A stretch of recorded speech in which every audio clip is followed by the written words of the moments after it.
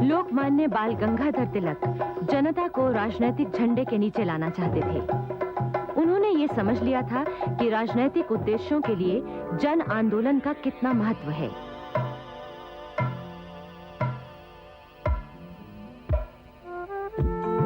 उन्होंने गणेश पूजा और शिवाजी महाराज के वार्षिकोत्सव को सार्वजनिक त्योहारों का रूप दिया ताकि लोगों को अपने भूतकाल पर गौरव हो।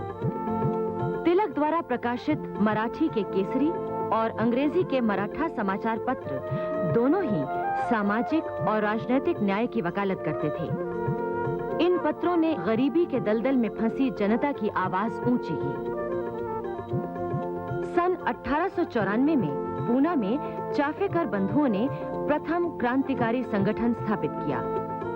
उन्होंने इस संगठन के अंतर्गत गणपति पूजा और शिवाजी उत्सव का आयोजन किया। इनमें पढ़े जाने वाले गणपति श्लोक और शिवाजी श्लोक दोनों ही अंग्रेजी राज के खिलाफ थे। चाफेकर बंधु 3 भाई थे। सबसे बड़े थे दामोदर चाफेकर, इसके बाद बालकृष्ण चाफेकर और सबसे छोटे थे वासुदेव चाफेकर। इन तीनों ने मिलकर जिस क्रांतिकारी संगठन को तैयार किया था, उसमें देशभक्त नवयुवकों को अंग्रेजी शासन के खिलाफ काम करने के लिए सैनिक प्रशिक्षण दिया करते थे। जगह जगह कसरत, कुश्ती, शस्त्र संचालन आदि का प्रशिक्षण शुरू हो गया था। इस तरह बड़ी संख्या में अनुशासित कार्यकर्ता तैयार होने लगे थे। सन 1897 में पूना में प्लेग फैला। सरकार की ओर से नियुक्त मिस्टर रैंड ने रोगियों को खोजने के बहाने घर घर की तलाशी शुरू कर दी। कुछ घरों में राजनीतिक बातों संबंधी कागजात भी मिले। मिस्टर रैंड ने इन तलाशियों के नाम पर जनता पर अत्याचार शुरू कर दिया। इससे लोग परेशान हो उठे। लोकमान्य तिलक ने इन तलाशियों का विरोध करते हुए कहा कि ये सब हमारे राष्ट्र की आत्मा को कुचलने के लिए किया जा रहा है। 22 जून 1897 को महारानी विक्टोरिया का 60वां राज्याभिषेक दिवस मनाया गया। पूना में भी खूब धूमधाम थी। खूब रोशनी हुई, आतिशबाजी छूटी और ब्रिटिश अफसर खूब नाचे और झूमे। रात को घर लौटते हुए मिस्टर रैंड और उनके साथी लेफ्टिनेंट आर्यस्ट पर अचानक गोली चली। हत्यारे भाग निकले।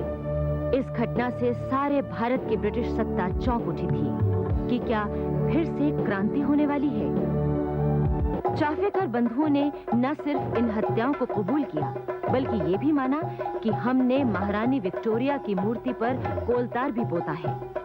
उन्होंने कहा, हमें खुशी है कि हमारे माथे पर विद्रोह का टीका लगा है। चाफेकर बंधुओं पर मिस्टर रैंड और लेफ्टिनेंट आर्यस्ट की हत्या के लिए मुकदमा चलाया गया और तीनों भाइयों को मृत्यु दंड दिया गया। पूना की यरवदा जेल में दामोदर चाफेकर को 18 अप्रैल 1898 को, वासुदेव चाफेकर को 8 मई 1899 को और बालकृष्ण चाफेकर को 12 मई 1899 को फांसी दी गई। अब अंग्रेज लोकमान्य तिलक की ओर मुड़े। उन पर यह अभियोग लगाया गया कि 15 जून के केसरी में आपने जो लेख लिखा था वो भड़काने वाला था और इसी कारण चाफेकर बंधुओं ने मिस्टर रैंड और मिस्टर आर्यस्ट की हत्या की। आप चूंकि क्रांति भड़काते हैं, इसलिए आपको 6 साल कैद की सजा दी जाती है। लोकमान्य तिलक की सजा के खिलाफ देश भर में आंदोलन शुरू हो गए। लोगों में क्रांति की आग सुलग उठी। लोग त्याग और बलिदान के लिए चल पड़े। महाराष्ट्र के प्रसिद्ध क्रांतिकारी विनायक दामोदर सावरकर इस समय किशोरावस्था में थे। उन्होंने चाफेकर बंधुओं के बलिदान से प्रेरित होकर प्रतिज्ञा की थी, मैं भारत माता की गुलामी की जंजीरें तोड़ने के लिए अपना पूरा जीवन समर्पित करता हूं। विनायक दामोदर सावरकर ने लोकमान्य तिलक के विचारों से प्रभावित होकर मित्र मेला नामक संस्था की स्थापना की। विदेशी वस्त्रों की होली जलाई और स्वदेशी आंदोलन को बढ़ाया। सावरकर ने युवकों को संगठित करके उन्हें हथियारों से लैस होने का आह्वान किया। उनकी इस सशस्त्र क्रांति की पुकार ने मद्रास और बंगाल तक क्रांति की ज्वालाएं भड़का दी। इन्हीं दिनों स्वामी विवेकानंद देश के नवयुवकों में अपने राष्ट्र के अतीत के प्रति गौरव और आत्मसम्मान की भावना जगाने में जुटे हुए थे। स्वामी विवेकानंद अपने गुरु रामकृष्ण परमहंस के मानवतावाद के प्रचारक थे। उन्होंने रामकृष्ण परमहंस के उपदेशों से भारतीय परंपरा की महानता को समझा था। विदेश यात्रा के बाद जब वो 1897 में भारत वापस आए तो उन्होंने पाश्चात्य संस्कृति की श्रेष्ठता को चुनौती दी और कहा कि हम उनसे कहीं अधिक ऊंचे हैं। उन्होंने देश के नवयुवकों से कहा, तगड़े बनो, मर्द बनो, तुम ऐसे कर्म को अपनाओ जो हम में आस्था पैदा करे, राष्ट्रीय आत्मसम्मान पैदा करे और गरीबों को भोजन तथा शिक्षा दिलाने के साथ साथ पीड़ितों का कष्ट दूर करने का समर्थन करे। हे वीर, तू साहस कर, गर्वित हो कि तू भारतीय है और बड़े गर्व के साथ ये कहे कि मैं भारतीय हूं और हर एक भारतीय मेरा भाई है। भारत भूमि मेरे लिए सर्वोच्च स्वर्ग है। भारत की भलाई मेरी भलाई है। कांग्रेस का 11वां अधिवेशन सन 1895 में हुआ था। इसकी अध्यक्षता सुरेंद्रनाथ बैनर्जी ने की थी। सुरेंद्रनाथ बैनर्जी ने इस अधिवेशन में 2.5 घंटे तक भाषण दिया था। अब तक के कांग्रेस अधिवेशनों में सबसे लंबा भाषण यही था।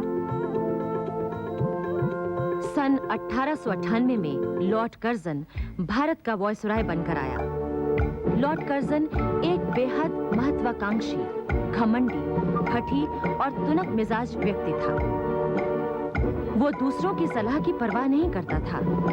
अपने आप को वो हमेशा सही समझता था और अपने मातहतों की भावनाओं को निर्दयता से कुचलने में जरा भी संकोच नहीं करता था।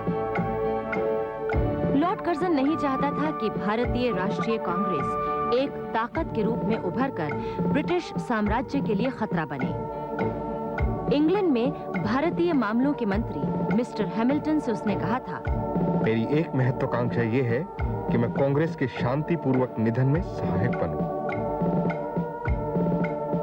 और जॉर्ज हैमिल्टन ने लॉर्ड कर्जन को शाबाशी देते हुए कहा था, अगर 1-2 साल में कांग्रेस पूरी तरह लड़खड़ा जाती है तो उसके लोभ का श्रेय तुम्हें ही मिलेगा। कर्जन ने अपने मंसूबों को पूरा करने के लिए पहला मोहरा शिक्षित मध्यम वर्ग को बनाया, जिससे उसका राजनीतिक प्रभाव खत्म हो सके। ऐसे लोगों में बंगाल का प्रबुद्ध वर्ग सबसे आगे था। इसके लिए उसने उन्हें अलग थलग करने की योजना बनाई, जो बाद में बंग भंग के नाम से जानी गई।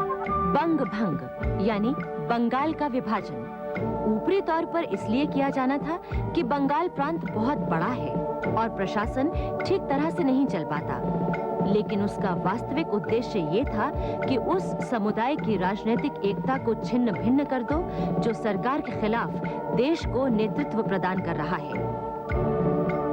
बंग भंग की योजना दिसंबर 1903 में प्रकाशित हुई तो उसके खिलाफ देश भर में आवाज उठी। अखबारों ने उसकी निंदा की और प्रस्ताव का विरोध किया। लॉर्ड कर्जन ने 18 फरवरी 1904 को बंग भंग के खिलाफ उठ रहे जनता के प्रचार का जवाब देने के लिए पूर्वी बंगाल के चटगांव, ढाका और मेमन सिंह जिलों का दौरा किया। उसने अपने भाषणों में जनता में सांप्रदायिक विष और अहंकार को उकसाया, लेकिन फिर भी पूर्वी बंगाल की जनता पर उसके इन भाषणों का कोई असर नहीं पड़ा। लॉर्ड कर्जन ने इस योजना को लागू करने के लिए भारतीय अधिकारियों और इंग्लैंड के शासकों से लंबी बातचीत की। आखिर सन 1905 के आरंभ में बंग भंग संबंधी लॉर्ड कर्जन के इरादे स्पष्ट हो गए और उसी के साथ उभरा बंग भंग विरोधी जन आंदोलन। 10 जनवरी 1905 को कलकत्ता के टाउन हॉल में हजारों लोगों की जनसभा में लॉर्ड कर्जन के बंग भंग संबंधी प्रस्ताव की खुलकर निंदा हुई। फिर जब ब्रिटिश सरकार ने बंग भंग प्रस्ताव को अंतिम रूप देकर प्रकाशित किया तो जैसे आग में घी पड़ गया। इसने सारे बंगाल को झकझोर दिया। और सभी भारतीयों ने, चाहे वे किसी भी आयु, जाति, धर्म और व्यवसाय के हों, उन्होंने जमकर विरोध किया। 7 अगस्त को कलकत्ता के टाउन हॉल में हुई जनसभा बड़े ऐतिहासिक महत्व की थी। इस जनसभा में अपार जनसमूह उमड़ पड़ा था। शहर की अधिकांश दुकानें बंद रहीं। वंदे मातरम के नारों से सारा आकाश गूंज रहा था। विभाजन नहीं चाहिए, नहीं चाहिए, नहीं चाहिए। बंगाल एक है, एक है, एक है। एकता ही शक्ति है, एकता ही शक्ति है। इस सभा में कासिम बाजार के अंबिका चरण मजुमदार ने कहा, भारत के इतिहास में एक नया अध्याय आरंभ हो रहा है। बंग भंग के साथ इस देश में राजनैतिक आंदोलन एक नए चरण में प्रवेश कर रहा है। शीघ्र ही बंग भंग विरोधी आंदोलन बंगाल की सीमाओं से बाहर फैल गया। उत्तर प्रदेश, पंजाब, महाराष्ट्र और तमाम अन्य भागों में नई जागृति आ गई। लोगों ने बड़े जोश से स्वदेशी और बॉयकॉट संबंधी प्रस्तावों को स्वीकार किया।